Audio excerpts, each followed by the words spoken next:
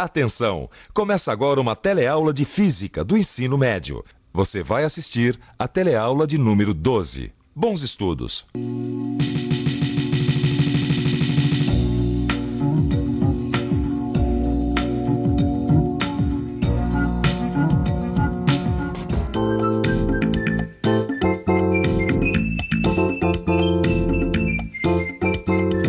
Cada vez que eu vejo essas imagens do homem numa nave espacial, eu fico arrepiado.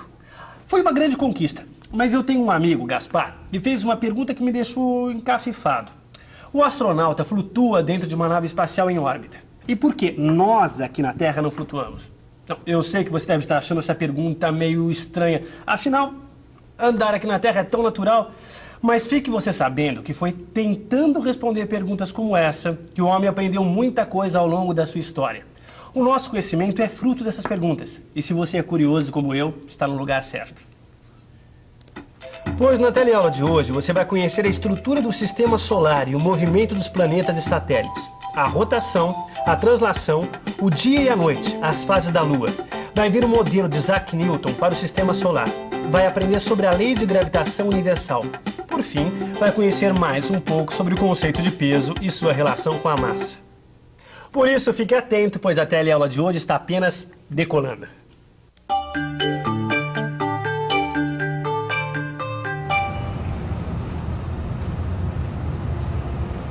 E aí, Rosinha, como vão os estudos astronômicos? Eu acho esse assunto fascinante, Maristela. Eu estou estudando agora sobre o Nicolau Copérnico, que ele propôs um modelo de sistema solar com o Sol no centro e os planetas girando ao redor. Esse é o modelo que nós utilizamos até hoje. O Sol fica no centro do sistema solar, onde foram descobertos até agora 9 planetas. Mercúrio é o planeta mais próximo do Sol, depois vem Vênus, a nossa Terra, que é a terceira mais próxima do Sol, e daí vem Marte, depois Júpiter, depois... depois... qual é mesmo? É Saturno, aquele dos anéis. E depois de Saturno é que vem Urano. É mesmo. Saturno, Urano, Netuno e, por último, o mais distante do Sol, Plutão. Plutão foi considerado um planeta por quase 80 anos, mas em 2006, um congresso de astrônomos o classificou como planeta anão. Há vários planetas anões no sistema solar. Plutão é o mais famoso e ganhou o número 134.340. Agora, o que eu acho mais fascinante, Maristela, são os movimentos dos astros. Imagine só aquele espaço imenso, com todos aqueles astros gravitando em torno do outro, os planetas gravitando em torno do Sol, os satélites gravitando em torno dos planetas. Eu acho lindo. E quais são mesmo esses movimentos, Rosinha? Isso é fácil, ó. É muito fácil. Quer dizer... Bom, deixa eu pensar um pouco. Vamos pensar um pouco. Deixa eu recordar. Bom, tem um movimento que os planetas realizam ao redor do Sol que é chamado de translação. A Terra, por exemplo, leva pouco mais de 365 dias para dar uma volta completa, que é o período chamado ano. A Terra é um planeta e não tem luz própria. Ela é iluminada pelo Sol. E como a Terra faz um movimento sobre si mesma que é chamado de rotação, todas as suas partes podem receber a luz do Sol alternadamente. É devido ao movimento de rotação que existem dia e noite. E o seu período é 24 horas. É isso. Os planetas têm 2 movimentos, a translação e a rotação. Então por causa do movimento de rotação que a gente fica com essa impressão que são os astros que estão girando em torno da Terra. É isso mesmo. Olha, Vicente, nesse livro fala o seguinte também, que os outros 8 planetas do Sistema Solar também possuem movimentos de translação e de rotação, só que em períodos diferentes, tá entendendo? Tá certo. Sabe o que eu fico pensando, gente? Se eu tivesse que ficar observando o céu durante um tempo, eu também ia ter a impressão que a Terra estava parada e o Sol é que estava se mexendo. Claro. Porque é ele que eu vejo aparecer no horizonte, sumir do outro lado. Isso aí. Imagina uma comparação. Você está dentro de um ônibus, numa estrada, indo viajar. Você vê as árvores chegando, as árvores indo embora, mas você sabe que é o ônibus que está se mexendo porque você sente o vento na janela.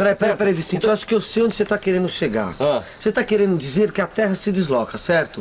Então que a gente deveria constantemente sentir o vento desse deslocamento, não é isso? Exatamente. Por que a gente não sente esse vento? Você sabe explicar isso? Pai, não tenho a menor ideia. Também não. E você, tem alguma sugestão? No caso do ônibus, você está se deslocando com o ônibus, mas o ar não está. Mas no caso da Terra, nós não sentimos o vento quando ela se desloca pelo espaço, porque o ar que envolve a Terra se desloca junto com ela. A mesma coisa acontece quando a gente anda de carro com as janelas fechadas. O ar que está dentro se desloca junto com o carro e não sentimos vento. Mas a gente não pode se esquecer que além das estrelas e dos planetas, tem também os satélites. No caso da Terra, a Lua. Olha só. Assim como a Terra, a Lua realiza os dois movimentos, o movimento de translação em volta da Terra e o movimento de rotação sobre si mesma. E como a Terra, a Lua também não tem luz própria. Ela também é iluminada pelo Sol e por isso podemos observá-la. Por exemplo, quando a Lua caminha do ponto A até C, ocorre a chamada fase minguante, que começa com a Lua cheia, A. Passa pelo quarto minguante até chegar à Lua nova.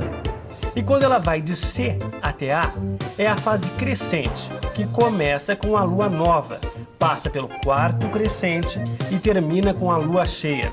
O período de translação da lua em volta da Terra é de aproximadamente 28 dias, ou seja, quase um mês. Mas quem sabe responder essas perguntas todas a respeito da lua é aquele meu amigo Gaspar. É o Gaspar que eu falei pra vocês, que queria saber por que a gente não flutua aqui na Terra. Outro dia, ele veio com a história da jaca. A jaca. A esposa dele queria saber por que a Lua não sai vagando aí pelo espaço, por que ela continua sempre neste movimento ao redor da Terra e a Terra sempre a girar em torno do Sol. Aí quando ele ia responder a pergunta, uma enorme jaca caiu bem perto dele, quase acertou a cabeça do Gaspar. Aí ele esqueceu as outras perguntas e queria saber por que a jaca tinha caído. A esposa dele disse: ué, porque estava madura. A jaca caiu no chão porque foi atraída pela terra. Ué, como assim, Maristela? Olha só, Rosinha, imagine que essa bola aqui é a terra, certo? Olha, ela puxou a jaca em sua direção, assim como puxa todos os objetos, inclusive a Lua. Essa atração é também chamada de força gravitacional. Quer dizer então que essa força existe entre o Sol e a Terra, entre a Terra e a jaca, entre eu e você, entre todas as coisas? Exato. Matéria atrai matéria, Rosinha. Olha, quem estudou e desenvolveu essa teoria que fala da atração gravitacional foi o físico inglês chamado Isaac Newton. De acordo com a teoria de Newton, a força com que faz que a jaca caia no chão é do mesmo tipo com que faz que a Terra fique ligada ao Sol, a Lua, a Terra. Bom, ele afirma que todos os objetos no universo se atraem mutuamente. E isso quer dizer o seguinte, Rosinha, segura aqui, por favor. Olha só. O Sol atrai a Terra, assim como a Terra atrai o Sol. A Terra atrai a Lua atrai a Terra. E todos os objetos seguem essa mesma lei. E essa lei foi chamada de Lei da Gravitação Universal. Newton supôs que a força gravitacional seria tanto maior quanto maiores fossem as massas dos objetos. Isto é, quanto mais matéria um objeto tem, maior será a força com que ele atrairá os objetos para si e igualmente será atraído por eles. Portanto, a força gravitacional entre dois objetos é diretamente proporcional às suas massas. Além disso, Rosinha, a força é menor quanto mais afastados estiverem os objetos. E tem mais, a força diminui com o quadrado da distância. Portanto, a força gravitacional é inversamente proporcional ao quadrado da distância. É isso, Vicente. A Terra foi capaz de movimentar a jaca. Ou melhor, a jaca se movimentou em direção à Terra e a Terra permaneceu parada. Tá, mas eu ainda não saquei isso, Gil. Ó, você tá lembrado daquela lei da ação e reação? Um objeto A exerce uma força sobre o objeto B. Tá. O objeto B exerce uma força com a mesma intensidade sobre o objeto A. Tá certo, agora eu lembrei. Agora, segundo essa lei, a intensidade da força com que a Terra atraiu a jaca é a mesma intensidade de força com que a jaca atraiu a Terra, tá certo? Certo, olha. Mas isso porque, olha, é o seguinte, a massa da jaca é muito pequena em relação à massa da Terra. Ah, tá certo. Não é isso? Então por isso que a força que a Terra fez sobre a jaca foi suficiente para alterar o seu estado de movimento. E a força que a jaca fez sobre a Terra não foi suficiente para movimentar a Terra, tá certo? Então por isso que a jaca foi acelerada e a Terra não. Então. Exatamente. E é o seguinte, por isso que toda vez que a gente tem que levantar um objeto, entendeu? A gente tem que fazer força. Por exemplo, se eu fosse levantar essa cadeira aqui, a gente tem que vencer a força gravitacional. Tá certo. E agora, com você sentado, se eu quiser levantar, eu vou ter que fazer mais força, porque o peso é maior, não é isso? Exatamente. Sabe por que isso acontece? Porque é o seguinte, quanto maior a massa do objeto, maior a força com que a Terra o atrai, entendeu? Mas sabe o que eu ainda não saquei? A diferença entre massa e peso. Isso é muito importante, porque o conceito de peso de um objeto é frequentemente confundido com a massa do objeto. Eu achava que era a mesma coisa. Lembra da aceleração da gravidade? Aceleração da gravidade eu me lembro, sim. Todos os corpos próximos à Terra caem em direção à sua superfície com uma aceleração constante, que é a aceleração da gravidade. Pois então, a massa de um objeto é a quantidade de matéria que forma um objeto. Já o peso é uma força cujo valor depende da massa e da aceleração da gravidade. Isso é o mesmo que dizer que o peso de qualquer objeto é igual ao produto de sua massa pela aceleração da gravidade, ou P é igual a M vezes G. Então é por isso que o peso de um objeto pode ser diferente em um outro planeta, embora a sua massa seja a mesma. Certo. Na Lua, por exemplo, você pode pular mais alto com menos esforço, porque a força gravitacional e a aceleração da gravidade é menor do que na Terra. Mas é o peso que varia e não a massa. Esta permanece a mesma. Mas eu continuo não entendendo direito. Queria que você me explicasse, afinal, por que a Lua não cai? Imagine um canhão colocado na montanha mais alta da Terra e que atira uma bala horizontalmente. Se a bala for atirada com uma velocidade baixa, vai cair no ponto A. Se a velocidade for maior, vai cair no ponto B. Com mais velocidade, vai até o ponto C. Mas se a velocidade for aumentando cada vez mais, vai chegar uma hora em que a bala não vai cair mais, vai entrar em órbita, passando a descrever uma circunferência D em volta da Terra. Assim, Newton explicou por que a Lua não cai. Mas tem também outra explicação. Você sabe que a Lua gira em volta da Terra e sua trajetória, ou melhor, o caminho que ela percorre é aproximadamente circular, não é? E você já sabe também que para existir um movimento circular é preciso que a força resultante aponte para o centro da circunferência, isto é, uma força centrípeta, que neste caso é a força gravitacional. Então a Lua tem aceleração centrípeta, que muda a direção do movimento, ou a direção da velocidade, mas não muda o seu valor. Por isso dizemos o seguinte, Rosinha, que a Lua está em órbita ao redor da Terra. Nossa, quanta coisa, né? Depois de tanta informação, nada melhor que uma revisão, você não acha?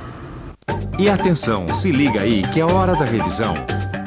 Na teleaula de hoje, você viu que existem diferentes tipos de astros, com características diferentes. Estrelas, planetas, satélites. E que os astros realizam dois tipos de movimentos: a translação ao redor de outro astro e a rotação sobre si mesmo. Conheceu a lei da gravitação universal, que supõe que todos os objetos se atraem mutuamente e que essa atração é chamada de força de atração gravitacional. Aprendeu que os objetos na superfície da Terra não flutuam porque a Terra os atrai gravitacionalmente para sua superfície e que a força com que a Terra atrai os objetos é o peso do objeto. Finalmente, conheceu a diferença entre massa e peso. Viu que massa é a quantidade de matéria que forma um objeto. E peso é uma força, cujo valor depende da massa do objeto e da aceleração da gravidade. Por isso, o peso de um objeto pode ser diferente em outro planeta, mas a sua massa será a mesma.